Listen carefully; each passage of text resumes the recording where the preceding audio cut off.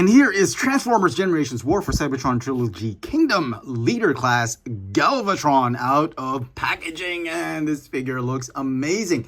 I remember I mentioned in one of my reveal videos that he kind of looked squat, like he was like a troll or a dwarf, or what was that, like, who was Gimli in Lord of the Rings? Yeah, he kind of reminded me of that because he was kind of squat, but up close and personal, and you have him in hand, the proportions seem to be okay. I don't know, I haven't played around with this figure for long, but the proportions seemed to be fine when you get him up close and personal. It's just that probably the angle of the photos taken with this figure, he kind of looks squat. You can clearly see right here that the shoulders are misassembled.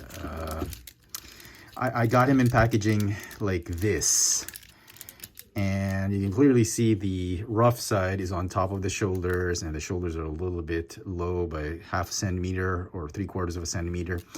The actual position of those shoulders should have been like this, but if you do that, then the back part of the deltoids are facing you with the pins here, and it should have been these. It should have been the other way around. So it's obviously misassembled.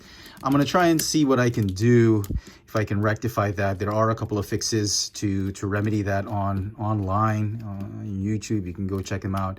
But to be honest, I'm actually quite okay with the pins facing forward. I mean, it's not completely an eyesore for me. I'm probably okay with it. So if I can't do the fix, I'm going to leave this thing as it is and probably hunt down another Galvatron that has correctly assembled shoulders. Now, he does come with the Matrix of Leadership on a chain. You can hang it on him like that.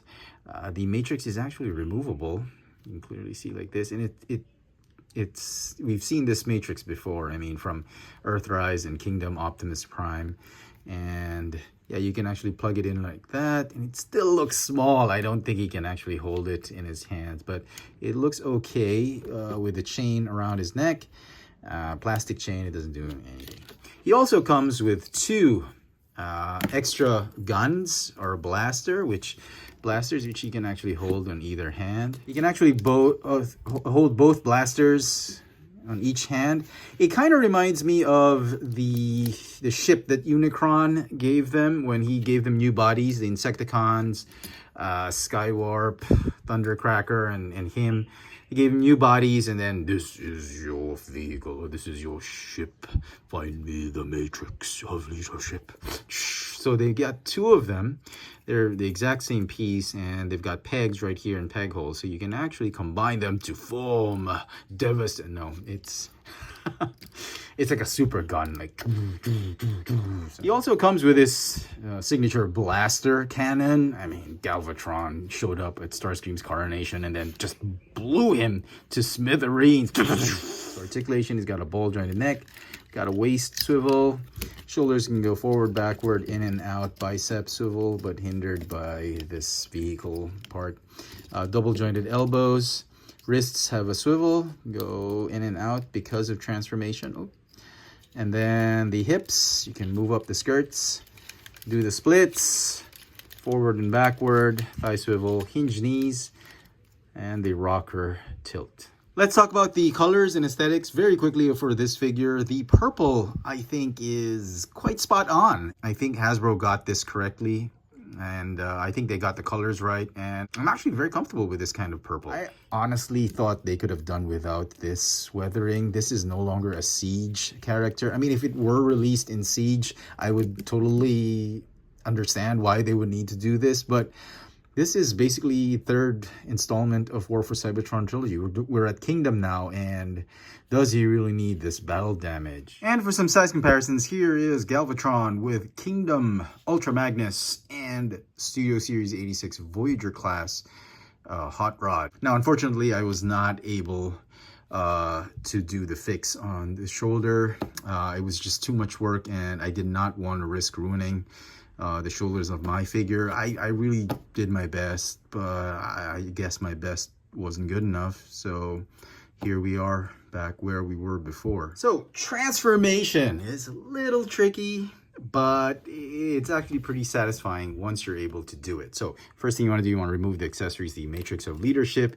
You want to get rid of the Unicron chip guns, get rid of his main cannon and blaster. Okay, so the first thing you want to do, let's do the legs first. And I don't know, I think that's the easiest ones to transform first. So go ahead and unfold these pieces right here. Okay, you want to swivel them 90 degrees like that outward. Okay, go ahead and fold these down. Now the promo pics of Galvatron when it was first released in Pulse, revealed on Pulse, the instructions tell you to just combine the legs. The promo pictures, I mean, they just tell you to combine the legs this way, and that's really the butt end of the vehicle mode. But that's not the case. And what you need to do is you need to actually open up the feet, and this part right here, the extended pointed portion of the cannon, needs to be folded out. He's sort of like a space artillery cannon, I guess that's what it is. And you need this tail end. This is sort of like the trailer hitch for that artillery cannon, but not really. So you need to unfold that, and if you look at promo pictures, the feet are just flat like that, transformed in alt mode. So you need to do that, and you see here the wheels for the rear end of the cannon. Okay, now at this point, detach the shoulders like this. Once you've opened up the shoulders, you want to go ahead and fold this out like that. Untab this whole torso assembly. Go ahead and fold out this part of the main gun, the main weapon. Go ahead and untab the torso. Fold up that entire head all the way back like that, and then collapse the torso like this, and then close in this main cannon or main cylinder just like that. Okay, and then it's just going to stay like this. Okay, and then it'll fold down later on, but what you need to do right now is you'll need to fold up the legs backwards just like that, and then this piece right here is going to tab onto these tabs right here, forming the rear end of the cannon. All right, now the arms kind of are a little tricky. You want to fold them down like this, okay, and they're going to tab. There are tabs right here to tab onto those holes right there on either side of the thighs. Okay, and then these side skirts or hip skirts, they're gonna sort of tab in and lock in those shoulder pauldrons. Okay, now this is the tricky bit. Okay, once you folded down this main cylinder for the gun or main cannon, there are slots right here on the chest. They need to slide onto those tabs right there. That's kind of tricky. Don't know if you can do it in one go, but it took me a while to figure out how to do it. So do that, and then this one. Okay, oh, that wasn't so hard. Okay, now unfortunately, we cannot transform into alt mode with the pins facing this way. You really need to have this part of the shoulder facing the correct way, prone way, and as such, the shoulders are going to be a little bit farther from the pauldrons, and there's a little bit of a gap, about 5 millimeters, 4 millimeters gap, which kind of sucks. I mean, it doesn't ruin the aesthetic that much, but it would have been nicer if it were a lot more flush towards this portion. But anyway, what can you do? What you want to do is you want to fold the fists like this. Go ahead and tab the forearms. This is a very strong tab, very close to a peg of doom. Okay, and then you want to fold down the tank treads. Go ahead and fold them down this way. And the best way I know to do this is you want to first attach the tank treads at an angle. Just try and fit them as close to this forearms as possible at an angle, because I think that's how it was really intended to be, even in the cartoons. it was a very wide angled legs instead of the normal. The G1 toy was like this, and you could obviously do that as well, the very straight up legs and tank treads. But if you want it more cartoon accurate, you want to splay those as far as possible, and then make sure that the wheels are level like that. And yeah, that's about it. That's what you could do. And then the gun, you can obviously do it this way. Just connect that main thing, just like in G1. This is, sorry, I forgot to do this. Tap that in there. And then this one stays here, just like in G1, the weapon splits. And technically, that's the alt mode. This is the stationary mode. When he transforms and shoots Starscream, this is bad comedy. And then you can obviously plug in the Matrix of Leadership here if you wanted to, and to give more firepower than he already has. You can plug in the Unicron ships blaster rifles right here, and to give him more firepower, like. So yeah, technically this is the alt mode. It's actually pretty good. I'm actually very impressed. Now the instructions say you got to do this and this, and that's how you complete the alt mode, because the wheels right here, they need to roll together with the wheels right here. And yeah, it's kind of corny. It's like a trolley on board an airplane where the flight attendants are going to serve you your drink and all that and food. So it kind of sucks. I don't think this is how it was meant to be. So yeah, but that's officially what it is. If you ask me, I would rather have it this way. Fold the wheels this way, and then if you could untab. This is my custom transformation, actually. Just untab these the forearms, so you can actually have excuse me, you can actually move the shoulders a little bit, just a little bit backward, just like that. And then do the same here. Just move the shoulders a little bit backward, like that. Okay, and then even in his sort of stationary alt mode, kind of, you can still have him rolling. This is my custom transformation. I think it works, honestly. Let me just get rid of this.